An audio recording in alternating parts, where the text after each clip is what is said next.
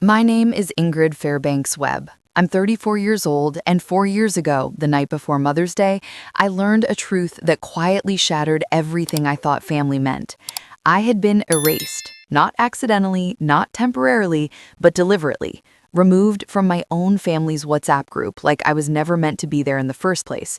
And when my cousin Rachel called me in tears to warn me, sending screenshots I would later save under a folder called Proof, I saw my mother's words frozen on the screen, cold and final. All my children are successful except Ingrid. She chose to be a lowly teacher. I no longer see her as my daughter. Please don't mention her name tomorrow. And beneath that, my sister's heart emoji, my brother's obedient, understood mom. And in that moment, something inside me didn't explode, didn't scream. It went silent. Because silence is what happens when grief realizes there's nothing left to argue with. Growing up, the Fairbanks family in our Virginia suburb was considered perfect. My mother, Margaret, wrapped in country club elegance and carefully curated pride.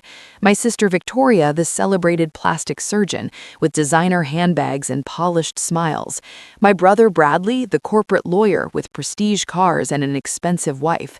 And then there was me. The youngest, the liability, the one who chose teaching, a fourth-grade classroom 90 miles away from the colonial house where success was measured in titles and price tags, not impact. Even though I had once held a full scholarship to pre-med at UVA, even though I had options, I chose education after watching an 8-year-old boy learn to read for the first time and hug me like I'd given him the world. And from that moment, my mother never forgave me. She skipped my graduation, seated me at the children's table during holidays, praised Chanel gifts while calling my handmade scarf how handmade, and eventually excluded me entirely. And yet the WhatsApp message was different because it wasn't neglect. It was a public declaration of exile. And that Mother's Day morning, I didn't cry. I didn't confront her. I simply disappeared the way she wanted, blocking numbers, deleting social media, letting them rewrite family photos without me, while I quietly rebuilt my life, married Marcus Webb, a widowed farmer who believed family was who stayed, and adopted his daughter Lily, whose crayon drawing of 3 stick figures labeled "My Mom, My Dad, Me" became my definition of success. I earned my master's degree at night, became assistant principal, then superintendent, all while my mother told people I was doing prestigious education work in Africa because a humanitarian lie was easier than admitting she had disowned her daughter for being a teacher. And when my promotion finally made the news, that lie collapsed, triggering sudden emails and calls full of pride without apology, invitations without accountability, and plans to attend my State Teacher of the Year ceremony as if my success belonged to them, as if 4 years of silence could be erased with a photo op.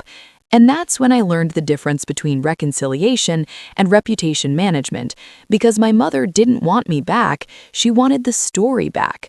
So I let them come, and on that stage, in front of 500 educators, cameras, and the governor of Virginia, I thanked my colleagues, my mentors, my husband Marcus, my daughter Lily, and no one else. And when my mother stood up demanding acknowledgement, I calmly reminded her of her own words, that she no longer saw me as her daughter, and that I was simply honoring the boundaries she set. And the room went silent before erupting into applause, not because I humiliated her, but because I refused to lie.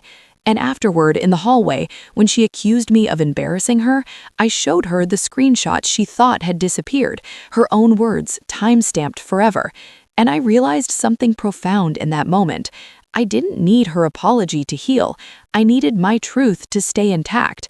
And the fallout came quietly. Whispers at the country club, deleted posts, awkward silences, therapy appointments she never thought she'd need, while my life continued peacefully, filled with school mornings, farm evenings, and a child who never once questioned whether love had conditions. And when a letter finally arrived a year later admitting she was wrong, not misunderstood, not emotional, but wrong, I read it, folded it, and placed it in a drawer. Because forgiveness doesn't mean access, understanding doesn't mean erasure, and family isn't who shares your last name, it's who shows up when there's nothing to gain. And if there's one thing this journey taught me, it's that you don't have to keep the peace with people who broke it. You don't have to earn love by becoming smaller or shinier. And sometimes the bravest thing you can do is accept that the family you were born into couldn't love you the way you deserved, and then choose to build one that does. Because success isn't standing on a stage with a famous name behind you, it's standing there knowing exactly who belongs beside you. And I finally do.